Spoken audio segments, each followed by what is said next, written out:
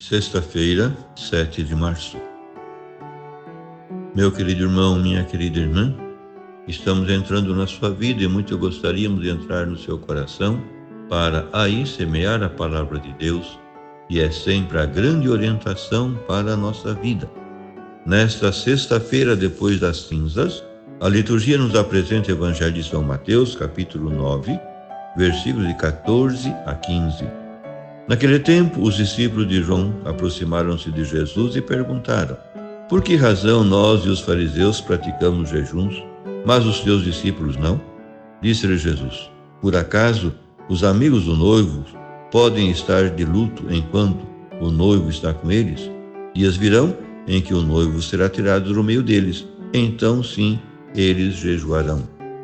Meu querido irmão, minha querida irmã, no Evangelho de hoje, Jesus fala também do jejum, quando os discípulos de João Batista lhe perguntam: por que é que nós e os judeus jejuamos a miúde e, pelo contrário, os teus discípulos não jejuam?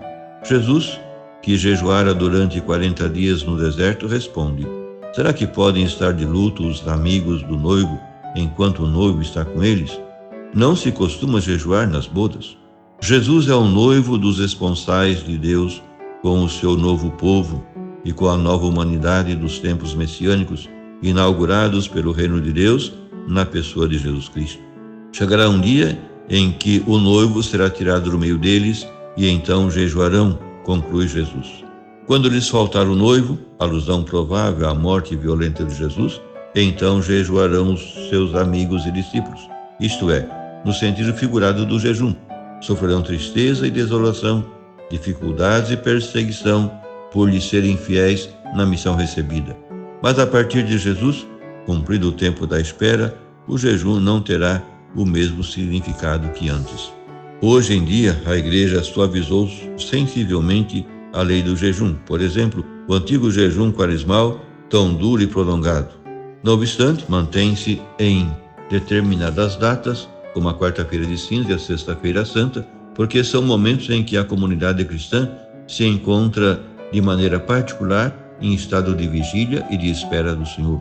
Por isso, nunca se permitiu jejuar, por exemplo, aos domingos, que celebra a ressurreição de Cristo. Ainda nestes casos apontados, o que importa no jejum, mais que a privação de alimentos, é o espírito com que se realiza, isto é, o desejo profundo de conversão unido à seriedade da fé nas tarefas e responsabilidades da vida. Em todo caso, embora se haja mitigado o jejum de alimentos, continua de pé o jejum do vício e do pecado, da soberba e da luxúria, da obsessão de ter e gastar. Santo Agostinho dizia: para jejuar de veras, há que abster-se antes de mais de todo o pecado. E não esqueçamos um vício do qual temos de jejuar sempre, e mais ainda na quaresma: a febre do consumismo. Porque é uma bofetada a tantos irmãos nossos que passam necessitados.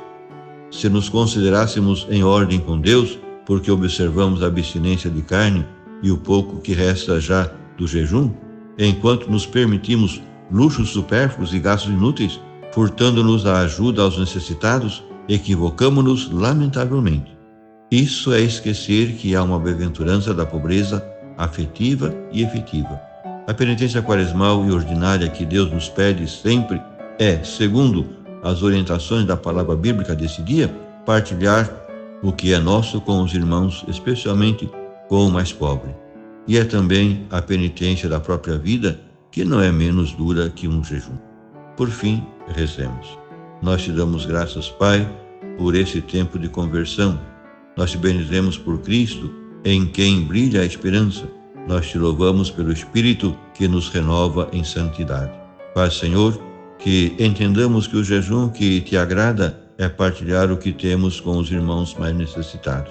Pedimos-te pelos que inutilizam a sua vida amontoando coisas, para que descubram o valor da pobreza e do partilhar.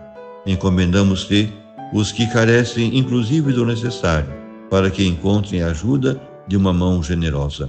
E faz com que todos prossigamos na fiel liberdade que dão o amor e a amizade contigo. Amém.